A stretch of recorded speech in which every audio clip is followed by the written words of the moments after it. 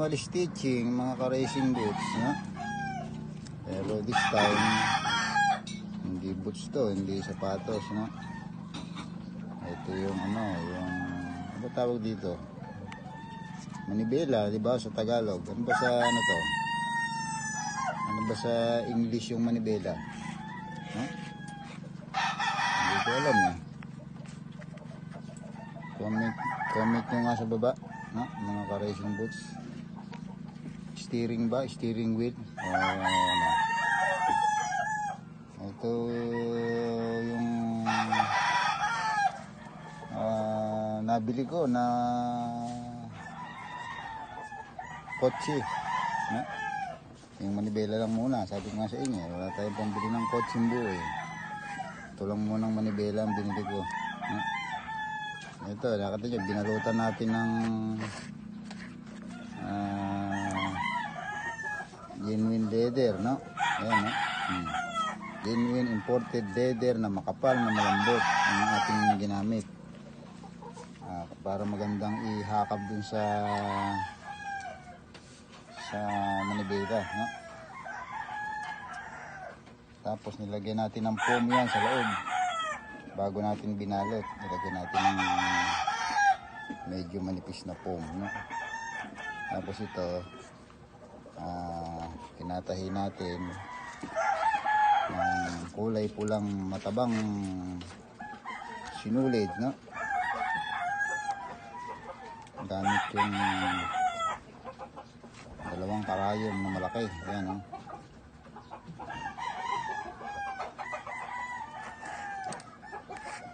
Medyo matagal lang, no? Nagawin, dahan-dahanin yung tinatahi, no? Hindi naman pwedeng bilisan to eh. Kasi manual nga, no?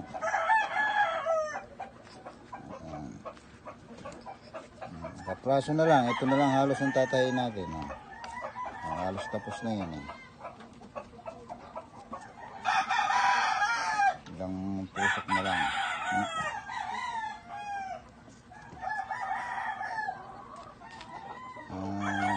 Kaya kung meron kayong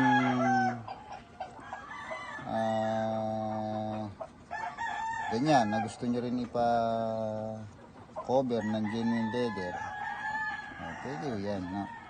Hindi natin yan tatanggihan dito sa Bong Racing Boots, no?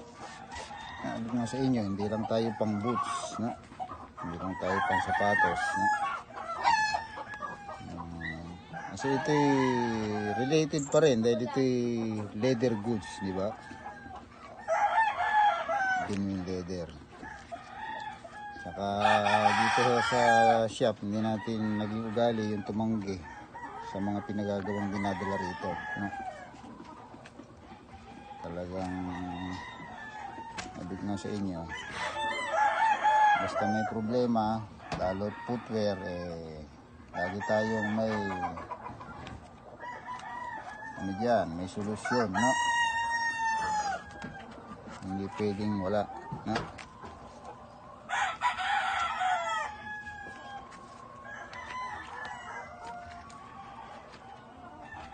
Ayan, tinatahi natin ng pakamay na ang design ng tahi ay pa-X. Ayan, nakita nyo, X, no? Pa-X, no? Nakikita nyo yung mga tahi nung kung familiar kayo dun sa baseball ba yan o softball gloves, no? Ganyan ang tahi nun. O kaya lang, ang tahi nun, leather din ang pinantatahi, no? Imbis na sinulid, leather. Yung leather, tinatahi din ng leather, no? Ito naman, yung leather, tinatahi natin ng matabang pisi, matabang sinulid, no? Na kulay pula, no?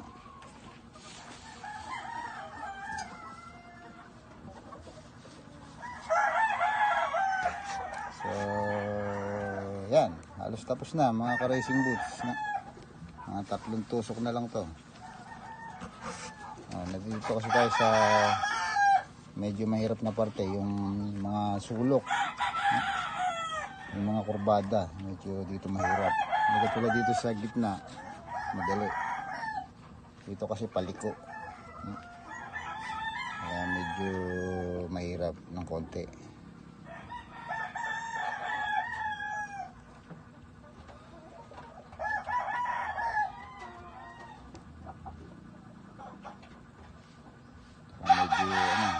Medyo maliit yung ginawa natin butas, hindi natin binutasan ng malaki. Kasi pag malaki baka mapunit pagka hinatak natin yung sinulid.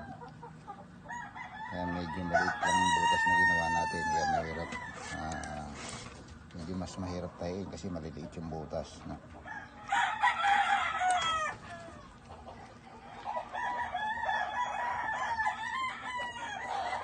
Ayun.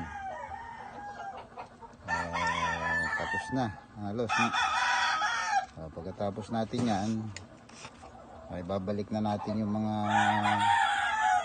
nakakabit dyan ng mga accessories, yung mga plastic na nakalagay dyan, tinanggal natin kasi hindi natin matatahin ng maayos kung hindi natin naalisin yung lahat ng mga accessories na nakalagay na may mga wiring pang nakasabit.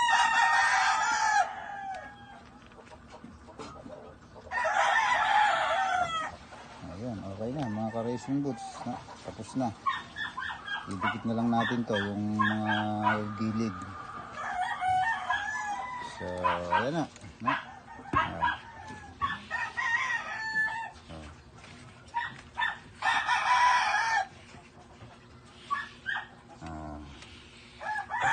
Masarap siya ngayon gamitin kaysa sa dati, kasi dati matigas, ngayon medyo may lambot na konti. Saka masarap i-grip, no? So yan na, no? Yan muna mga ka-racing boots, no?